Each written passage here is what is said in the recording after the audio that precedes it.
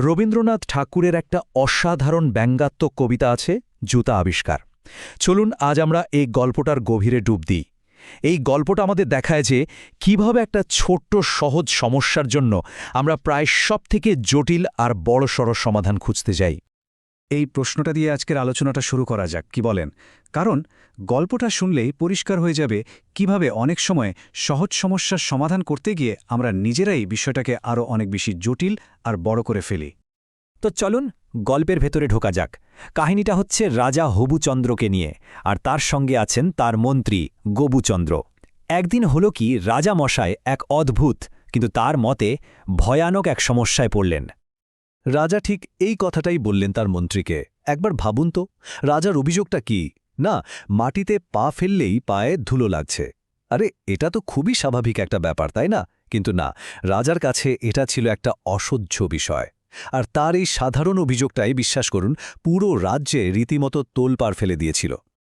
রাজার এমন একটা অসম্ভব দাবি শুনে মন্ত্রী গবুরায়ের তো অবস্থা খারাপ। ভয়ে একেবারে কাঁপুনি ধরে গেছে। আর শুধু মন্ত্রীই বা কেন, রাজসভার বাকি সবারও খাওয়া দাওয়া ঘুম সব হারাম। মাথায় একটাই চিন্তা ঘুরছে, কি করে রাজাকে এই ধুলোর হাত থেকে বাঁচানো যায়। আর এরপর শুরু হল সমাধানের নামে এক এলাহি কাণ্ড। রাজার সমস্যা মেটাতে গিয়ে একের পর এক এমন সব অদ্ভুত বুদ্ধি আসতে শুরু করল যা শুনলে অবাক হতে হয়। প্রথম যে বুদ্ধিটা এলো সেটা ছিল বেশ বড়সড় একটা বুদ্ধি। ঠিক হলো, রাজ্যের সব ধুলো ঝেঁটিয়ে সাফ করে দেওয়া হবে। আর তার জন্য কতগুলো ঝাড়ু কেনা হলো জানেন? 17.5 লক্ষ। ভাবা যায় ব্যাপারটা? কিন্তু ফলটা হলো একেবারে উল্টো। ভয়ঙ্কর একটা ফল হলো।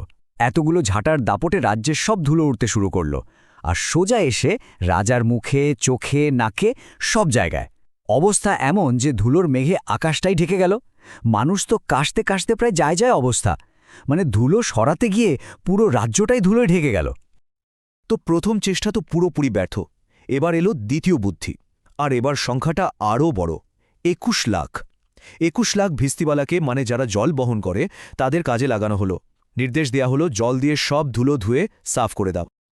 আর এই বুদ্ধিটা, এটা তো আগেরটা থেকেও ভয়ঙ্কর হয়ে দাঁড়ালো। রাজ্যের সব পুকুর বিলের জল শেষ, আর সেই জলে রাস্তাঘাট সব কাদায় প্যাচপ্যাচে, সে একাকার কাণ্ড। জায়গায় জায়গায় বন্যা, আর ঘরে ঘরে সর্দি জ্বরের মহামারী। রাজা তো রেগে আগুন। বললেন, ধুলোকে মারতে গিয়ে কাদা বানিয়ে দিল।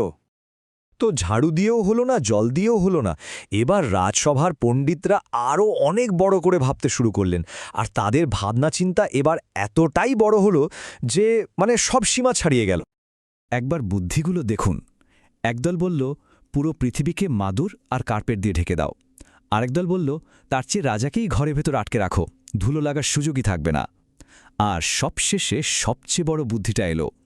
একজন ভালো মুচিকে ডেকে এনে চামড়া দিয়ে সারা দুনিয়া মুড়ে দাও। রাজ্যের সব বড় বড় জ্ঞানীগুণী, কিন্তু কেউই একটা সহজ সমাধান ভাবতে পারছিল না। শেষমেশ চামড়া দিয়ে পৃথিবী ঢাকার প্ল্যানটাও মাঠে মারা গেল। আরে বাবা, এত চামড়া আসবে কোথা থেকে? আর এমন মুচি বা কোথায় পাওয়া যাবে যে কিনা গোটা পৃথিবী সেলাই করে দেবে? তো সবাই যখন একেবারে হতাশ, হাল ছেড়ে দিয়েছে, ঠিক তখনই গল্পে একটা দারুণ মোড় এলো।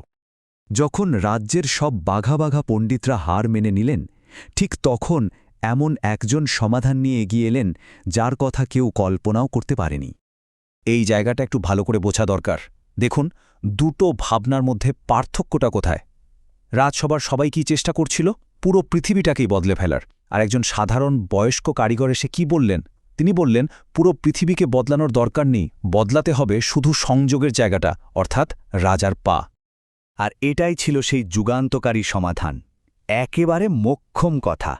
বৃদ্ধ কারিগর রাজাকে খুব সহজ করে বললেন, গোটা পৃথিবী ঢাকার কি দরকার? নিজের দুটো পা ঢেকে নিলেই তো হয়। কি সহজ, অথচ কি অসাধারণ একটা বুদ্ধি, তাই না? আর এই সহজ বুদ্ধিটাই কিন্তু শেষ পর্যন্ত কাজে লেগে গেল। আর শুধু কাজেই লাগল না, পৃথিবীকে যেন চিরদিনের জন্য বদলে দিল। চলুন দেখি ঠিক কিভাবে হলো সেই সমাধানটা। এরপর সেই কারিগর রাজার পায়ের কাছে বসলেন। খুব যত্ন করে রাজার পায়ের মাপে চামড়া কেটে সেটা দিয়ে রাজার পা দুটো মুড়ে দিলেন। ব্যাস, রাজা এবার ধুলোর ওপর দিয়ে হাঁটলেন, আর দেখলেন তার পায়ে একটুও ধুলো লাগেনি। যে সমস্যার জন্য এত কাণ্ড হল সেই সমস্যার সমাধান হয়ে গেল এক টুকরো চামড়া দিয়ে, আর এভাবেই জন্ম হল পৃথিবীর প্রথম জুতার।